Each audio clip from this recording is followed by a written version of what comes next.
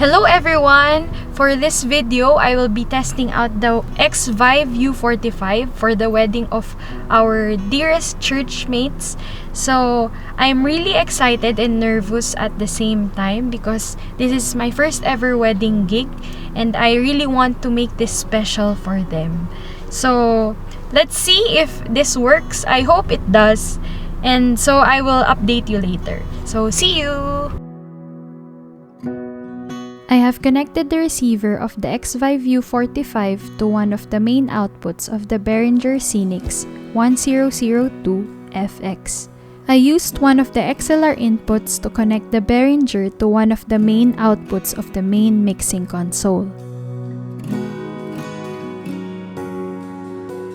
Now it's time to turn on the Xvive U45 receiver and find the right channel to connect. Good thing it has this function wherein if you press the middle button with the channels for 3 seconds, it automatically enters the channel scan mode and finds the best channel with least interference.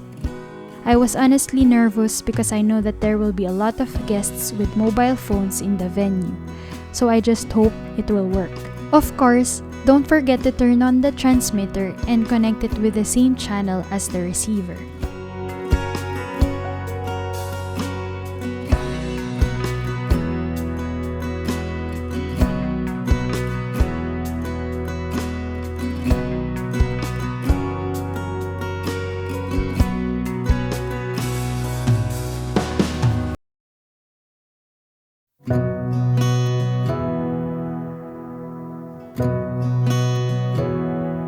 Sa iyong awa, ako'y humahanga. Di nalintana aking kakulangan. Ako'y sinalubong na mainit mong yakap. Pinalot ng iyong kamay, puso kong walang tamlay. Walang hanggang sasambitin, pag-ibig mo na kay tamis, o dugo mo'y umagos, nang masabi mong lubos na ako'y iyong sinisintahan, kailan may di mo papabayaan. O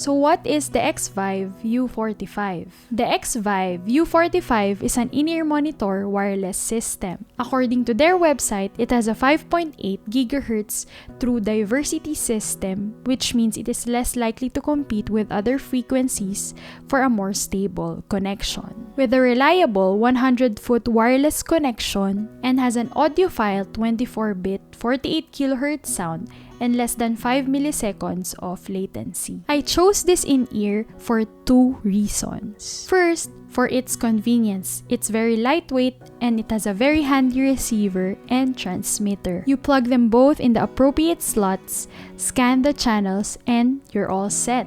Second reason is because of its wide frequency response between 20 Hz and 20 kHz. So how was my experience with it? Amazingly, everything went smoothly. The scanning of the appropriate channels was fast. I could hear everything perfectly in high quality. I could also sense the wide frequency response because of all the detail that I could hear from my in-ears. The U45 did not disconnect and the signal was very stable. I didn't recognize the 5 milliseconds of latency at all. The disadvantage though is the battery life. I knew that I had 5 hours of full charge, but just to make sure, I had to turn off both the receiver and the transmitter to conserve their charge. Just to clarify, it didn't indicate that it had low battery. I was just making sure because it was my first time using it. The program was from 3 p.m. to 8:30 p.m. so 5 hours was short for this case. Of course, I could charge them in between sets, but that would be very inconvenient, especially if the time between the sets was very tight. All in all, everything worked. This was my first ever wedding gig, so I'm glad everything worked perfectly. And I'm definitely going to use the Xvive U45 for my future live gigs and worship services. I've added links to the gear that I used in the description box, so feel free to check them out. Thank you!